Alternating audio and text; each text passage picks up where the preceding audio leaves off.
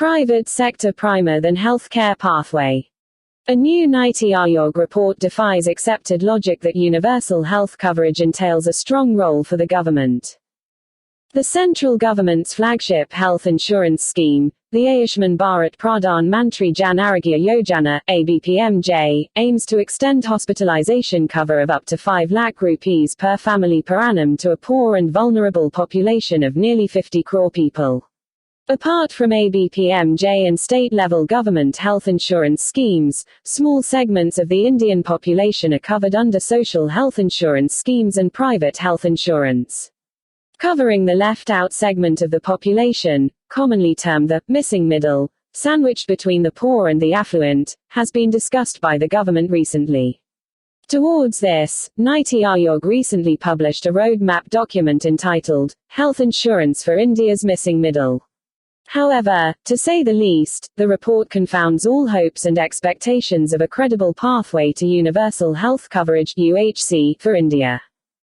The report proposes voluntary, contributory health insurance dispensed mainly by private commercial health insurers as the prime instrument for extending health insurance to the missing middle. Government subsidies, if any at all, will be reserved for the very poor within the missing middle, and only at a later stage of development of voluntary contributory insurance. This is a major swerve from the vision espoused by the high-level expert group on UHC a decade ago, which was skeptical about such a health insurance model as the instrument of UHC and advocated a largely tax-financed health system, albeit with private sector participation. In patient care. Those with even a rudimentary understanding of health policy would know that no country has ever achieved UHC by relying predominantly on private sources of financing healthcare. Evidence shows that in developing countries such as India, with a gargantuan informal sector, contributory health insurance is not the best way forward and can be replete with problems.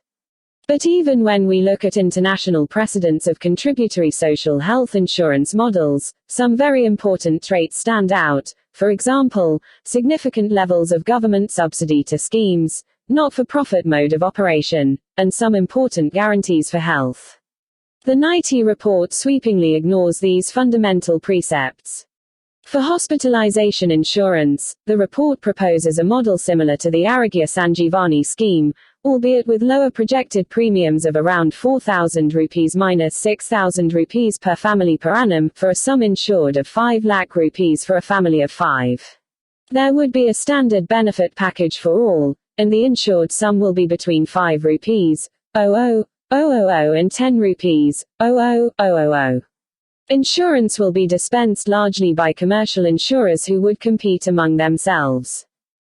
It is clear how this model is a little different from commercial private insurance, except for somewhat lower premiums. These low premiums are achieved by reducing administrative costs of insurers through an array of measures, including private use of government infrastructure, and possibly by switching to low-powered modes of physician payments.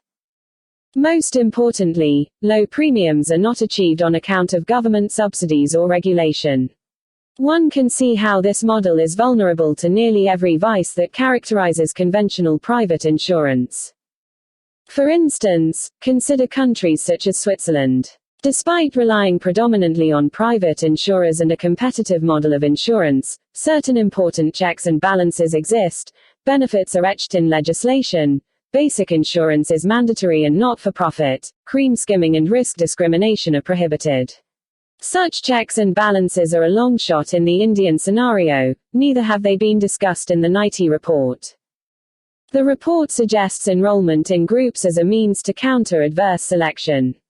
The prevailing per capita expenditure on hospital care is used to reflect affordability of hospital insurance, and thereby, a possible willingness to pay for insurance. Both these notions are likely to be far-fetched in practice, and the model is likely to be characterized by widespread adverse selection notwithstanding.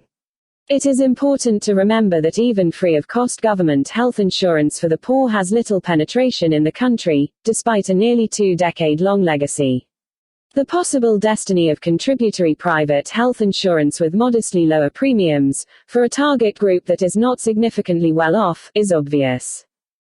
Outpatient care.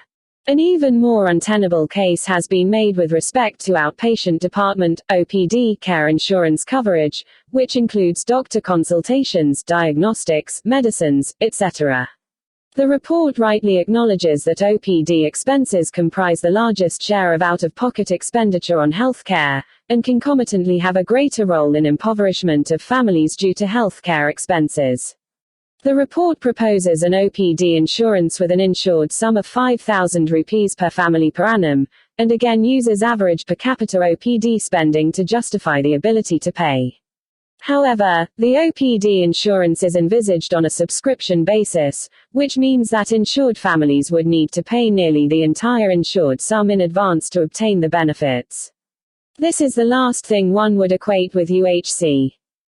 Clearly, this route is unlikely to result in any significant reduction of out-of-pocket expenditure on OPD care, which beats the whole purpose of providing insurance. Any cost savings or benefits that accrue would be due to using low-powered physician payment modes and a more integrated and coordinated pathway of care. However, their contribution is likely to be nominal and at least be partly offset by the administrative costs involved in insurance. Individuals are likely to be largely indifferent to such an OPD insurance scheme, particularly if it restricts choice of healthcare providers. Wrong disposition. The NITI report defies the universally accepted logic that UHC invariably entails a strong and overarching role for the government in healthcare, particularly in developing countries. Rather than plot a pathway for UHC in India, the report is more about expanding the footprints and penetration of the private health insurance sector. Further, the report looks to attain the elusive UHC with few or no fiscal implications for the government, which is an absurd idea by any stretch of the imagination. Such a disposition is highly dismaying in the aftermath of COVID-19. The National Health Policy 2017 envisaged increasing public health spending to 2.5% of GDP by 2025. Let us not contradict ourselves so early and at this crucial juncture of an unprecedented pandemic.